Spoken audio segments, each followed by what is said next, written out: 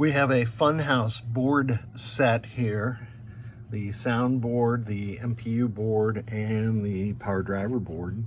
And a fellow on pin side is rehabbing his FunHouse. He's doing a full high-end job on it, so I did a full high-end job on these boards also.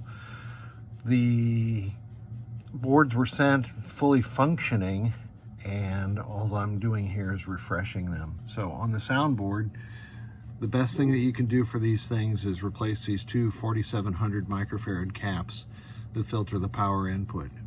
And then there are 9 capacitors, smaller capacitors on the board, like this one. These two, you can kind of see them there, that should be replaced also. And those will marginally improve the sound quality of this old pre-DCS soundboard. I replaced a header here because it's just easier to get at the through hole for that particular cap by removing that header.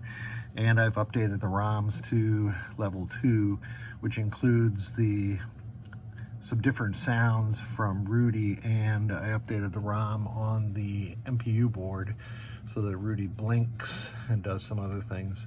MPU board, I've installed NVRAM.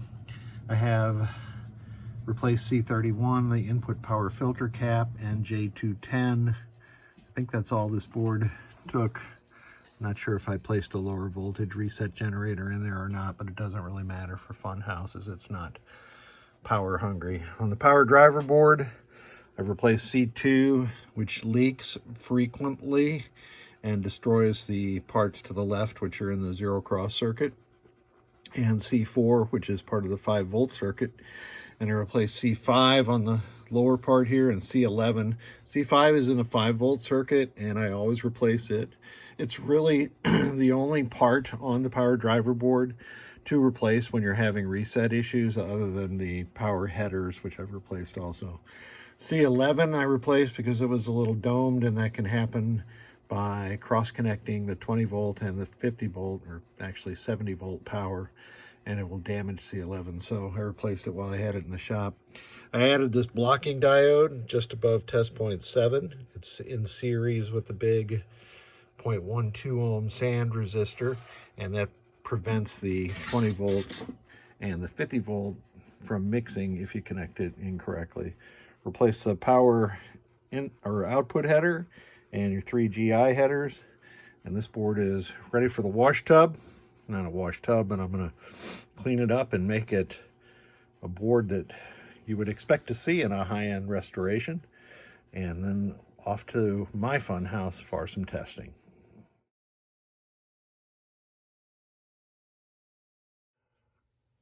And we have the FunHouse boards, the MPU, the driver board, and the sound board in my FunHouse now. And I am in switch test right now. And I just want to go through all of column 1 and then all of row 1. And you'll notice something. 5.1 is an opto, and it won't report that one. And then column 8 is not used in FunHouse, so those are all working properly. Solenoid test.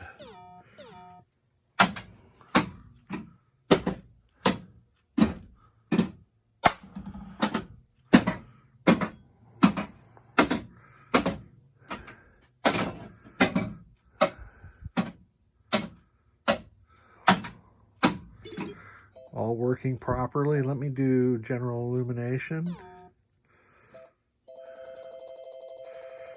I've got my tester on there, and you can see it going through that. It goes a lot faster than some of the later games. Let's do the sound and music.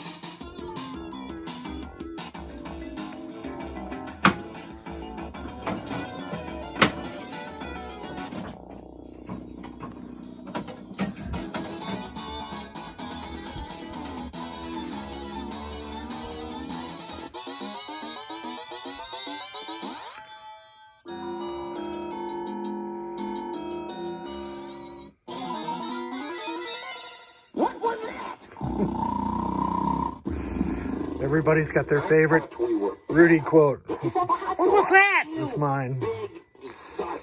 Then the sausage one.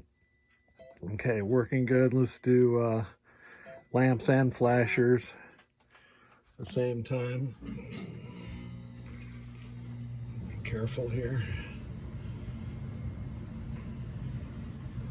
And all of those are working properly, except I got a burnout bulb right there I need to fix.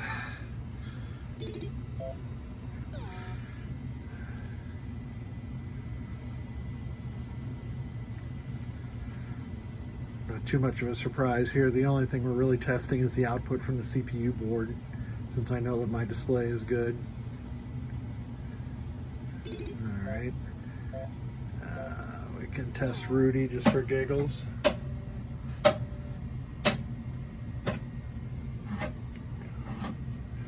And Rudy is working correctly. Trap door. Working.